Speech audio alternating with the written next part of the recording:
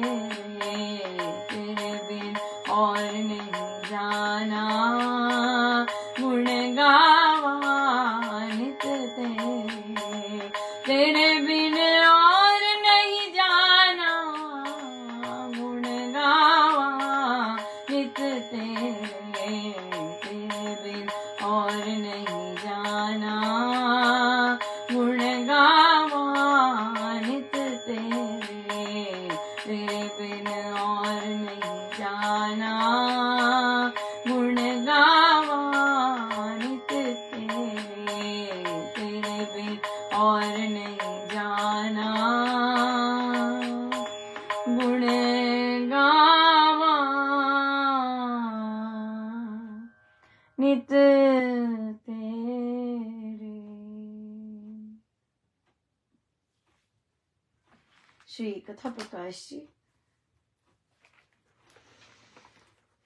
पृष्ठ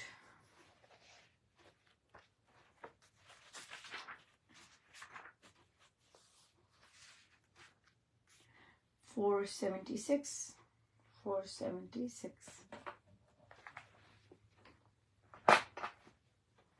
तीसरा प्रसंग। राजगृह नगर में एक ऐसा सेठ रहता था जिसके धन का कोई परवार नहीं पाया जाता था। लोग कहा करते थे कि ये तो साक्षात धन कुबेर है। उसका घर माया का मंदिर माना जाता था, परंतु वह धनी सदा इस चिंता में चूर रहा करता था कि उसका एकमात्र पुत्र मदिरा पान की बहुत बुरी बान में फंसा पड़ा रहता है। उसके चहुं और रात दिन चंडाल चौकड़ी का ही चक्कर चला करता रहता है। उसकी पाचन शक्ति मंद पड़ गई है, उसका तन पीला हो गया है और उसके हाथ कांपते रहते हैं। सेठ को यह भय था कि कहीं अकाल में ही इसके जीवन की ज्योति बुझी ना जाए। उसी नगर में एक ऐसा ब्राह्मण बसता था जिसके उपदेश के वचन व्यसनियों पर मोहन मंत्र का काम किया करते थे। उस ब्राह्मण ने उस युवक को मिलकर कहा, सौम्य, मर्यादा में रहना उचित है, आचार में रहना चाहिए। चरित्र संचय के सदृश दूसरा सुख नहीं है और संयम का जीवन ही उत्तम जीवन है। देखो प्यारे, तूने मर्यादा नहीं रखी और ना तू अपने विचारों को संयम में रख सका, तो आज तेरी ये दशा है कि तेरा शरीर क्षीण होता चला जाता है, तू रोगों का घर बन रहा है, तेरे पिता को तेरे जीने में संशय होने लग गया है।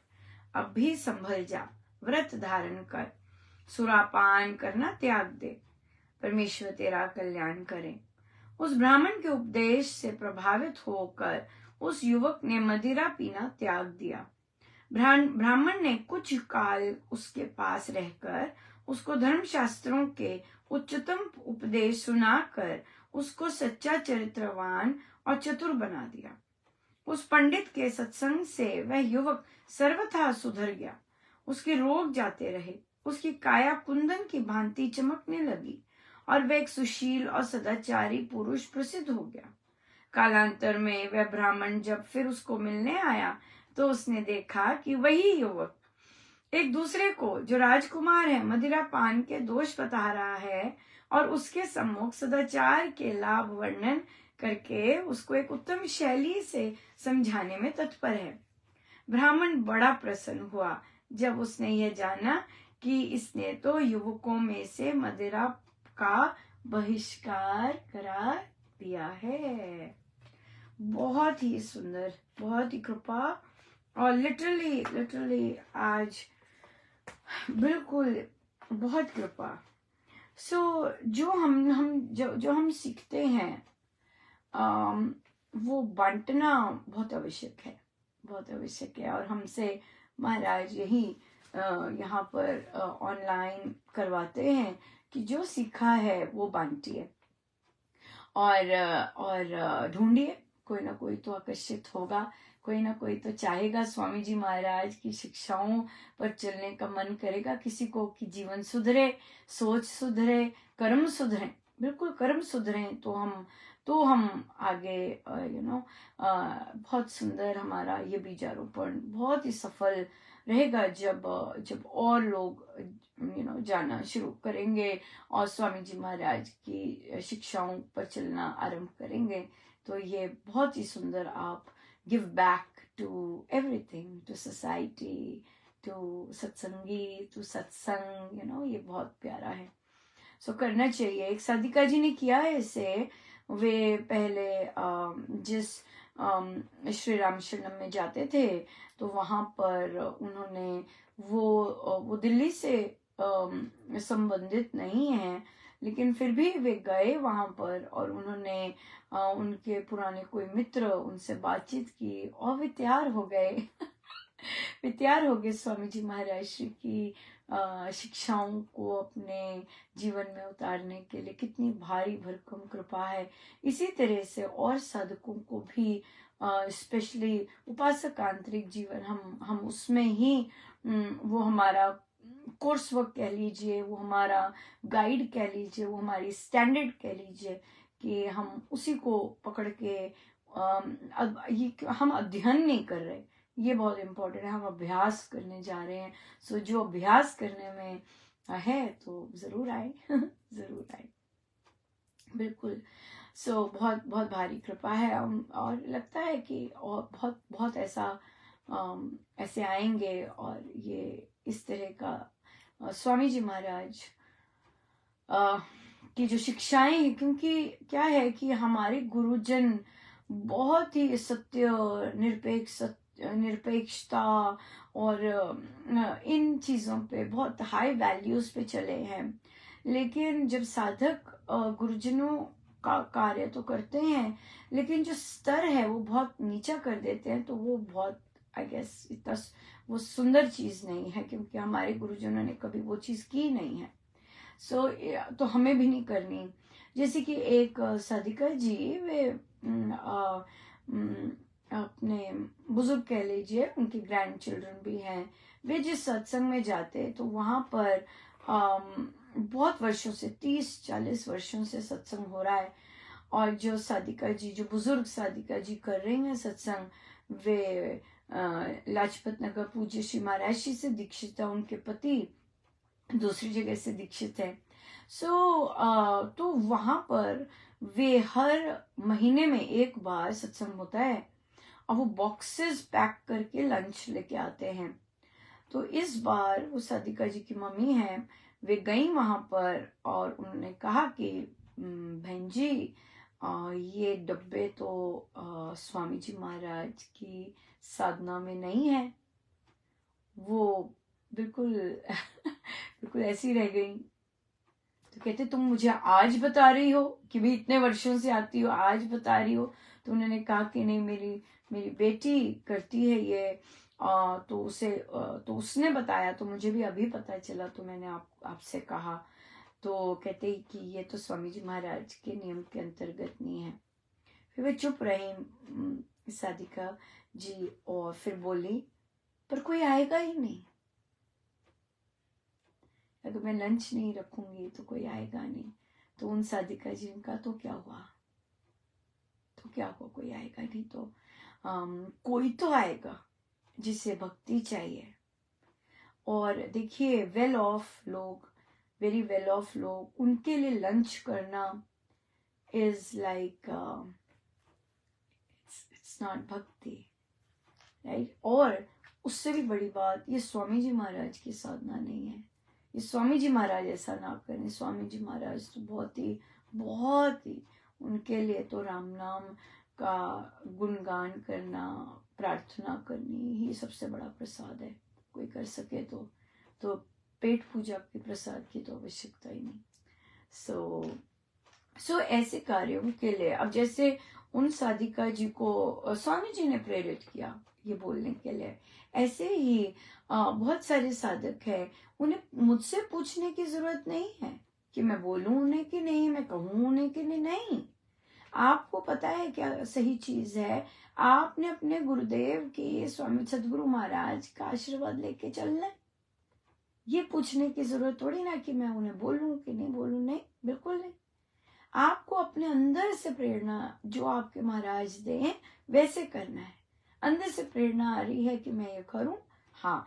अगर आप उपासक का आंतरिक जीवन भी कॉन्डक्ट करना चाहते हैं अपने सत्संग में, बिल्कुल बताइए, ये जरूर बताइए कि अनुपमा हमने कहा उन्हें, और हम शायद वहां सत्संग में 2-3 लोग करने के लिए तैयार हो जाएं। बिल्कुल, एब्सोल्युटली, पर बताइए जरूर कि भाई आप करने जा रहे हैं और किस तरह से, ताकि पता हो कि हाँ कौन कौन कर रहे हैं, और अगर कोई गाइडेंस की जरूरत हो तो अपने आप महाराज कृपा करें तो हम सपोर्ट दे सकें उस तरह से, राइट।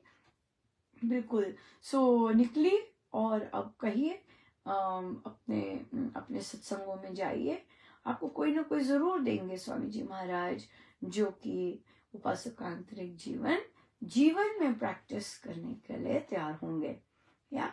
और देखिए, सबसे बड़ी बात है कि ये चीज करने से, उपासक आंतरिक जीवन करने से, वो जब सत्संग जाया करेंगे, they will feel a great amount of change.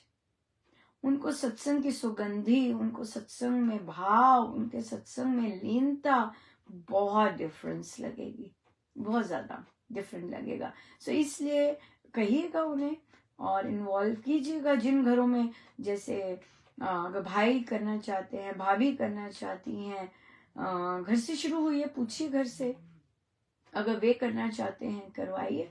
अगर अगर अगर वे नहीं करना चाहते, वो भी ठीक है, बिल्कुल, एब्सोल्युटली, हम फोर्स तो करते नहीं है, लेकिन जरूर पूछिए, करना चाहेंगे, इकट्ठे करें, इकट्ठे अभ्यास करें उपासक आंतरिक जीवन, सो जरूर कीजिएगा। सो हम चल रहे थे, हमारी चर्चा चल रही थी बच्चों पर, कि बच्चों पर गंदे शब्द नहीं यूज करने।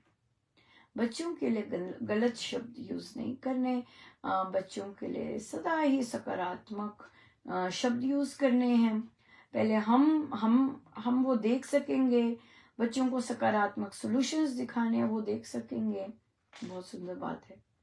जैसे कि जैसे कल हम यहीं पे बात छूटी थी हमारी कि एक महिला अपने पुत्र को हर छोटी बात पे बोलती, अरे भूत आ जाएगा, अरे भूत आ जाएगा। कहते नहीं वो डिसिप्लिन नहीं है ना, तो इसलिए मैं कर रही हूँ। नहीं, भूत आ जाए, कमजोर थोड़ी ना बनाना बच्चे को।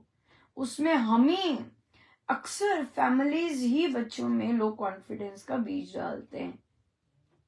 हाँ, तो कि भी नहीं, डर आ जाएगा, डर डर डर डर, तो मम्मा मुझे डर लग रहा है, मुझे डर लग रहा है, भूत आ जाएगा, डर लग रहा है। वो अब उसको उसको उसका निवारण करने के लिए फिर अब आप कहाँ कहाँ जाएंगे? ये तो डरता ही रहता है भाई। हाँ, तो बीज भी तो आपने डाला है। तो ये चीज इस तरह से बिल्कुल नहीं करनी है कि हाँ, कि बच्चों में कोई भी नेगेटिव चीज का ये हो जाएगा तो ये हो जाएगा, ये हो जाएगा तो ये हो जाएगा। हाँ, अगर सिखाना है तो कर्म के बारे में बताओ, राइट, कि बेटा ये गलत कर्म है तो फिर इसका फल मिलता है। हाँ, नहीं, अगर हम कहना नहीं मानते हैं तो इसका फल मिलता है, सो हमें मानना होता है। कहना किसे कहते हैं? कहना मानना वो सिखाना होता है कि कहना क्या होता है मानना। अगर मम्मा आपका कहना मान रही है, कैसे मानती है मम्मा कहना, ये बच्चे से कॉन्वर्सेशन करनी बहुत जरूरी है कि उसे समझ आना चाहिए कि कहना मानने की क्या बात है, राइट। सो अगर आप बच्चे से पूछेंगे कि अच्छा बताओ मम्मा आपका कहना मानती है, हाँ बताओ कब माना, एग्जाम्पल दो, कब माना मम्मा ने आपका कहना? अच्छा, मम्मा ने मुझे खाना दिया, मेरे को भूखी लगी थी, मम्मी ने मुझे खाना दिया। बिल्कुल, है ना, मम्मा ने एकदम खाना दिया, है ना। तो इस तरह अब मम्मा ने क्या कहा है करने को? हाँ, शूज रख के आओ वहां पर, तो आप क्या करोगे? बताओ, कहना कैसे मानते हैं? बताओ मम्मा को पता चले मेरा बेटू राजा कितना इंटेलिजेंट है। बताओ, कहना मानना किसे कहते हैं?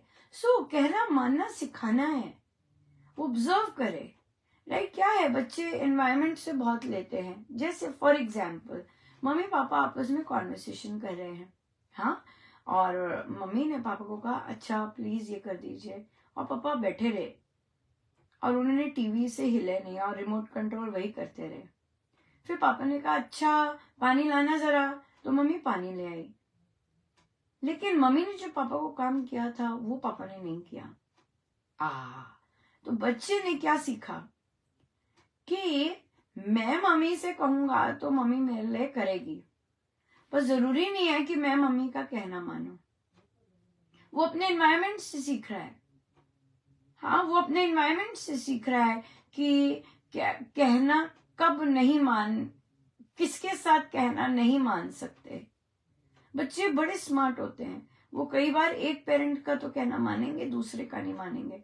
तो मम्मी उस पर प्ले करती है, अरे पापा आ जाएंगे, पापा आ जाएंगे, खाना माने, खा ले खा ले खा ले खा ले खा ले, है ना। वो इस तरह प्ले करती है ताकि वो करे। क्यों ऐसा प्ले करना पड़ता है? क्योंकि घर में जब वो किसी को कुछ कहती है तो कहना नहीं माना जाता। तो बच्चा कहना ना मानना कहाँ से सीखता है? पेरेंट्स से सीखता है, एक दूसरे से सीखते हैं। जब एक दूसरे पार्टनर्स एक दूसरे का कहना नहीं मान रहे होते हैं तो बच्चे सीख जाते हैं कहना ना मानना। हाँ, तो इसलिए, पर हमें अब ये सुनकर अब आप घर में ब्लेम नहीं करेंगे, देखो तुमने कभी मेरा कहना नहीं माना और देखो ये तुम पे ही जा रहा है। हाँ, ये बात है, ये चीज है, ये नहीं करनी। इसका भी ढंग है। जैसे एक साधिका जी ने अपने घर में किया ऐसा कि परिवार का कोई जन अच्छे से नहीं बात की, तो वो साधिका जी ने अपने दोनों बच्चों को खड़ा किया और बोला, इस तरह मैं तुम्हारी मदर हूं और मैं तुम्हें सिखा रही हूं, इस तरह से बात नहीं की जाती। उन्होंने, क्योंकि उनको बच्चों को सिखाना है, और उन्होंने कहा कि it is not okay to talk like this. तुम्हें सिखाना मेरा कर्तव्य है, मैं तुम्हें सिखा रही हूं कि इस तरह से बात नहीं की जाती। आप ऐसी बात नहीं करेंगे, ना ही आप ऐसी टोन में बात करेंगे, ना ही आप ऐसी डिसरिस्पेक्टफुल बात करेंगे। Super duper learning. जब पार्टनर्स एक दूसरे के साथ रिस्पेक्टफुल नहीं होते, जो कि हमारी फैमिलीज में बहुत ज्यादा है, जबकि हमारी संस्कृति में नहीं है। हमारी संस्कृति में भगवान राम माँ सीता से कभी भी गलत शब्दों में नहीं बोले, लेकिन क्योंकि हमारी आते आते आज तक हमारी संस्कृति को एज इट इज नहीं फॉलो किया गया, उसमें बहुत सारी मिश्रण आए हुए हैं, दूसरे कल्चर्स का कॉन्सेप्ट आया हुआ है, इसलिए जैसे हालात हैं हमारी फैमिलीज के वैसे हैं, राइट। सो इसलिए अगर पार्टनर्स एक दूसरे का नहीं मानते, नहीं सुनते, तो मदर को डिफरेंट अप्रोच लेनी बहुत जरूरी है। क्यों? क्योंकि वे संस्कार देना चाहती है बच्चों को। तो सबसे पहले तो डर का कॉन्सेप्ट बिल्कुल नहीं देना है, बच्चे को समझाना है कि कहना मानना किसे कहते हैं। अच्छा, अब बोलो, अब जैसे ना की बात आती है तो मदर्स ना शब्द बहुत यूज करती हैं। नहीं नहीं नहीं नहीं नहीं नहीं नहीं नहीं, रुक जाओ नहीं नहीं नहीं, ये नहीं हाथ लगाना, नहीं नहीं, ऐसे नहीं बात करनी, नहीं नहीं। सो जो नो शब्द है, नकारात्मक शब्द न, नहीं करनी, ये बहुत दिन में यूज होता है। और आप देखेंगे जो मदर्स मैक्सिमम नाना यूज करती हैं, क्यों उन्हें नाना ज्यादा यूज करना पड़ता है? क्योंकि बच्चा पहली ना में ही नहीं सुन रहा होता। इसका मतलब है आपका जो ना कहना है वो बच्चे को पता नहीं है उसका क्या मतलब है, और बच्चे को पता नहीं है कि उसके कॉन्सिक्वेंस है। हाँ, जैसे कि आपने बोला, आप बात कर रहे हैं किसी से, अब बच्चा है नहीं नहीं मुझे दो फोन। सो आप सब कुछ बंद करके आप बच्चे से कहेंगे नहीं, आप वहां जाके बैठिए, मैं फोन खत्म करके फिर आपसे बात करूंगी, बैठिए वहां पर। बच्चा फिर आएगा दौड़ा दौड़ा, और दूसरी बार ऐसे हुआ तो मदर क्या करती है, उसे कॉल से बाय बाय करनी है, क्योंकि ये लर्निंग मोमेंट है। वो बहुत बार ऐसे कर चुका है, और उसको सोफे पे बिठाना है, उसके लेवल से नीचे उठना है, खड़े होके ऐसे से नहीं करना। हाँ, खड़े होके उसको नीचे ऐसे से नहीं करना, उसके लेवल से नीचे बैठना है। सो वहां बात करनी है कि मामा ने बोला कि आप यहां बैठो। आप मम्मा को, ये इसे कहते हैं कहना मानना। सो मम्मा जब फोन से फ्री हो जाएगी, फिर मम्मा आपके पास आएगी और आपको फोन देंगी। अगर आपको मम्मा से फोन चाहिए तो आपको कहना मानना है। अगर आपने सोफे पे नहीं बैठना तो आप कलरिंग कीजिए, जब मम्मा की बात खत्म हो जाएगी तब मिलेगा। लेकिन अगर आप बीच में आए, यहाँ पे लेकिन बहुत इंपॉर्टेंट है, जो अक्सर हम लोग नहीं करते हैं, राइट। तो अगर आप बीच में आए तो फिर 1 डे के लिए फोन नहीं मिलेगा। कैसा रहेगा? 1 डे के लिए मम्मा फोन नहीं देंगी। तो बच्चों को स्ट्रांग पर्सनैलिटी, डिसिप्लिन बनाने के लिए मम्मा को स्ट्रांग होना बहुत जरूरी है। वो ना ना ना ना, नहीं नहीं नहीं नहीं बेटा, नहीं बेटा, नहीं बेटा, नहीं बेटा, ये सब से नहीं वो ठीक होंगे, ना ही वो मानेंगे। क्यों? क्योंकि हमने उन्हें सिखाया नहीं है कि कैसे कहना मानते हैं, राइट। बिल्कुल बिल्कुल। सो इस तरह से हमें जो नकारात्मक, जैसे एक और सिचुएशंस आती हैं, राइट। जैसे एक बच्चे का एग्जाम था और वो एग्जाम में फेल हो गया, राइट, रह गया।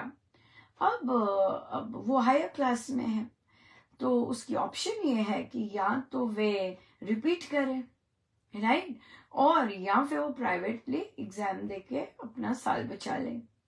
दोनों में से एक चीज हो सकती है। अरे बाबा, सारा कुछ ही बहुत खत्म हो गया, ये तो बहुत ही वो हो गया, ये हो गया। तो मैंने उनसे कहा कि आपका बच्चा नशा करता है? नहीं नहीं दीदी, नशा कैसे? नहीं नशा नहीं करता। अच्छा, आपका बच्चा शराब पीता है? गलत संगति में? नहीं नहीं नहीं नहीं दीदी, सब ठीक है।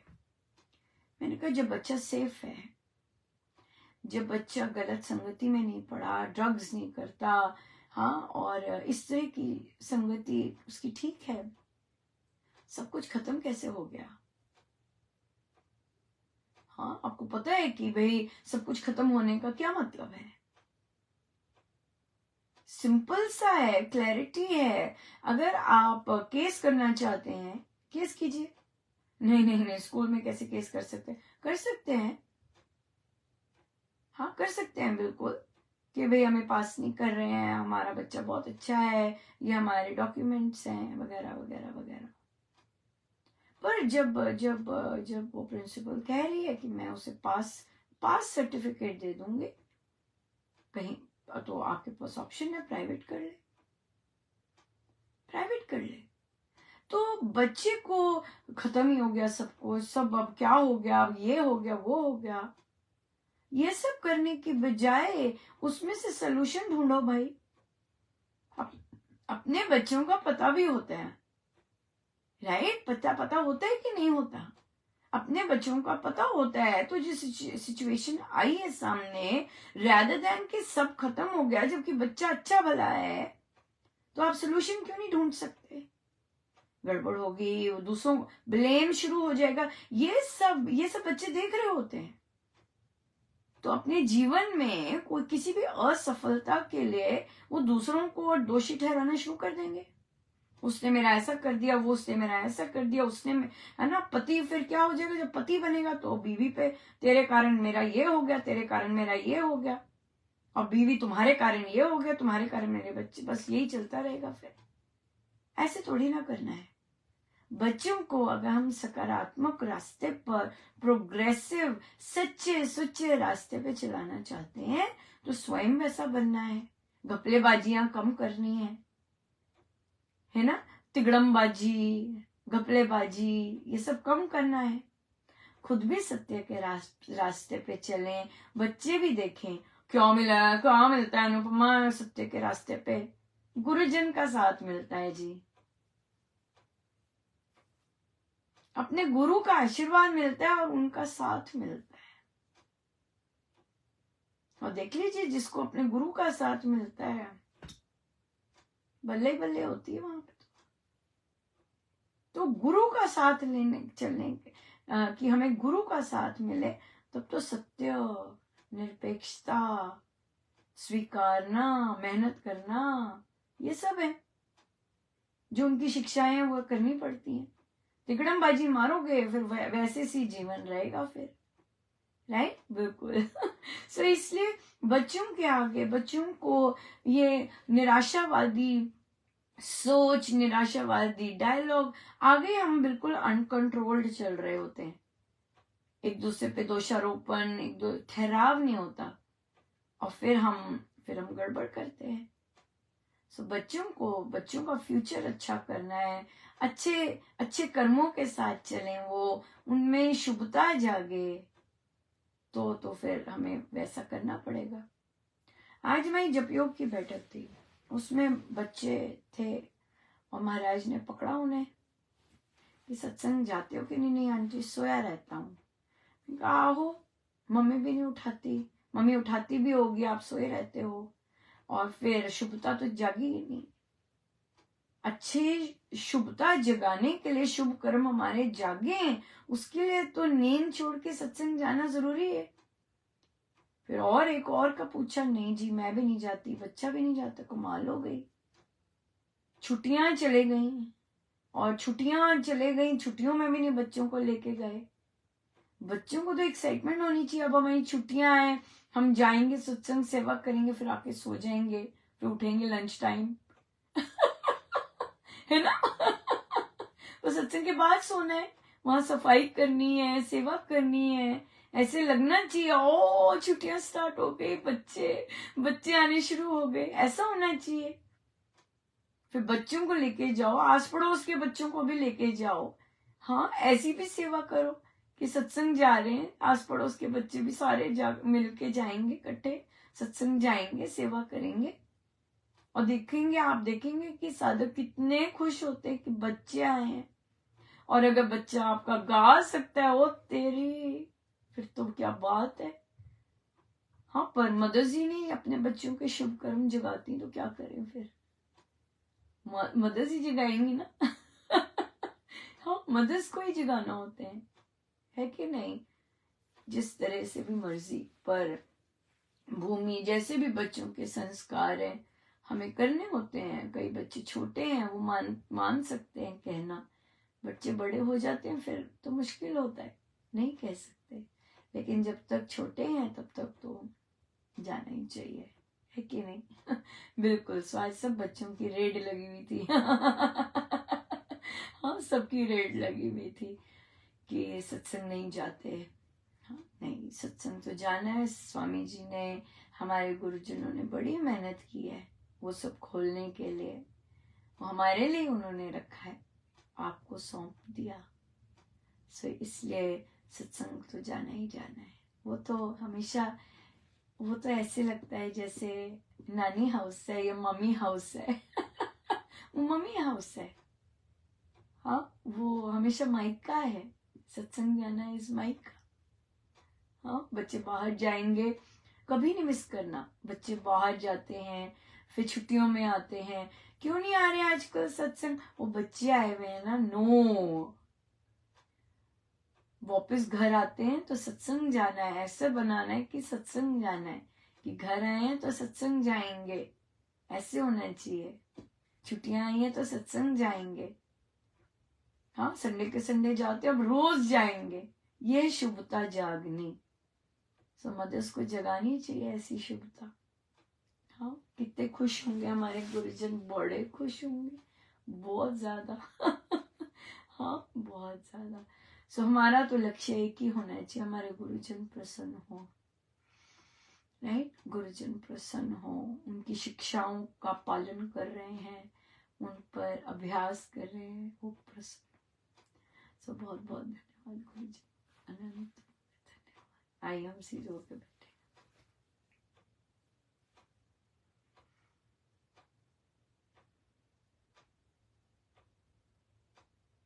अपने प्रभु, अपने गुरुजनों के श्री चरणों में बारंबार अनंत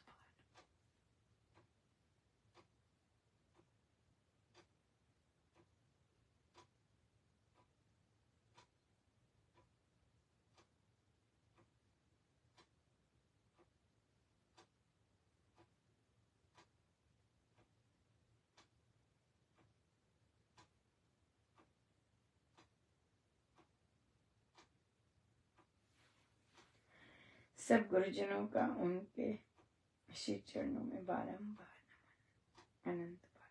जय जय राम, जय जय।